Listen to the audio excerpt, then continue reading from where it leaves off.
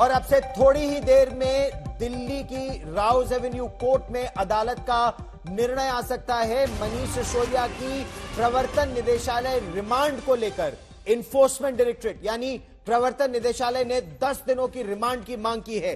प्रवर्तन निदेशालय का दावा यह है कि मनीष सिसोदिया उस षड्यंत्र में शामिल थे जिसमें दक्षिण की एक शराब कंपनी को गैर कानूनी लाभ पहुंचाने की कोशिश की गई। यह आरोप लगा है।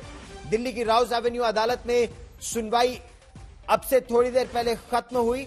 26 फरवरी को सीबीआई ने पहले मनीष सिसोदिया को गिरफ्तार किया था, फिर कल ईडी ने गिरफ्तार किया।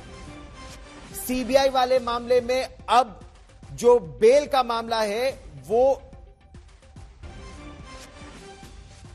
टाल दिया गया है और जो ये 21 मार्च को आएगा। 57 पन्नों की रिमांड कॉपी ईडी ने पेश की और सबूतों को नष्ट करने का भी आरोप लगाया। और ताजा जानकारी के लिए आपको सीधे ले चलते मेरे सहयोगी संजय शर्मा हमारे साथ जुड़ रहे हैं। संजय, एक राजनीति अलग इस मुद्दे पर, क्योंकि आम आदमी पार्टी ये कह रही है कि चाहे ईडी हो चाहे सीबीआई हो, उनका सरकार बेजा इस्तेमाल कर रही है।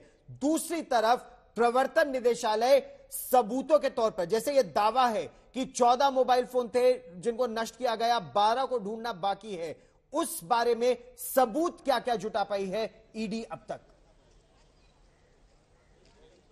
ईडी ने अब तक ये कहा है कि उसके पास कई सारे सबूत हैं। सबसे बड़ा सबूत तो जो आरोपी हैं, जो अब न्यायिक हिरासत में हैं, उन सारे आरोपियों का या फिर जो लोग जमानत पर छूट गए हैं उन सारे लोगों का, उन लोगों के बयान, मजिस्ट्रेट के आगे दिए गए बयान और जांच एजेंसी को दिए गए बयान, वो बयान अपने आप में सबूत हैं।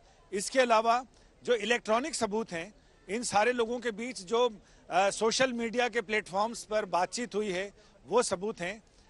इसके बाद पैसे का लेन देन, पैसा कहां से आया, कैसे आया, किसके पास से आया और फिर किसके पास गया, कैसे गया, किस तरह से गया, उन तमाम चीजों के सबूत हैं। इसके बावजूद आम आदमी पार्टी लगातार ये कह रही है कि कोई सबूत नहीं है, बिना सबूत के गिरफ्तार हुए।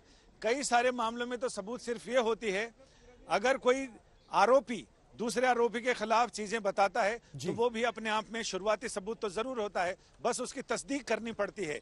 तो कई बार ऐसा होता है कि जब भी बच्चा बोले काका तो लोग समझ जाते हैं कुछ न कुछ हराया, कुछ न कुछ गायब हुआ है, जिसी वजह से इसने आवाज लगाई। तो समझने वाले समझ जाते हैं।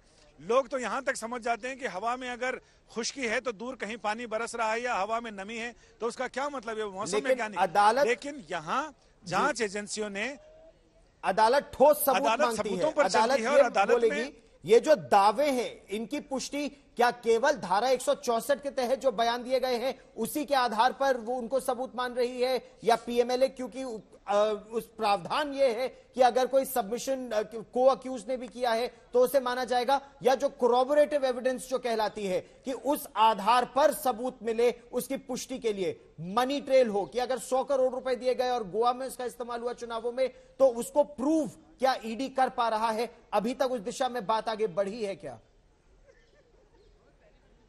अदालत में जो चीजें प्रक्रिया चलती है गौरव, तो उसमें एक प्राइमा फेसाई सबूत होता है जिसको प्रथम दृष्टया बोलते हैं, और उसके बाद चीजें आगे बढ़ती है। कहीं कोई एक सुराग, कहीं कोई एक सूत्र, कहीं कोई एक हाथी की पूंछ हाथ लगती है और उसके बाद पूरा हाथी कैप्चर कर लिया जाता है।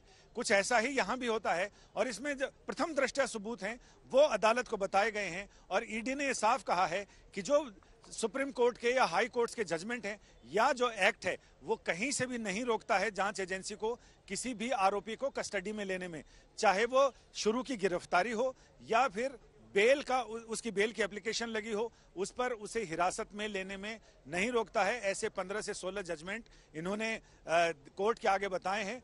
कोर्ट ने सुनवाई पूरी कर ली है, यानी पहले ईडी ने अपनी बातें कही, फिर मनीष सिसोदिया की तरफ से 3 वकीलों ने बातें कही और इसके बाद फिर ईडी ने रिजॉइंडर दिया जिसमें कहा कि इन तीनों वकीलों की ये दलील है कि इन्हें गिरफ्तार कर हिरासत में लेने का अधिकार नहीं है, वो पूरी तरह से निराधार है, क्योंकि उसके सबूत ये हैं। ये निराधार क्यों है? और इसके बाद अब अदालत ने उम्मीद है कि 15 से 20 मिनट में अदालत का ऑर्डर आ जाएगा जिसमें मनीष सिसोदिया, अब तक का मेरा अनुभव ये कह रहा है कि जो बहस चली है, अदालत का जो रुख रहा है, इसमें मनीष सिसोदिया ईडी की हिरासत में जाएंगे।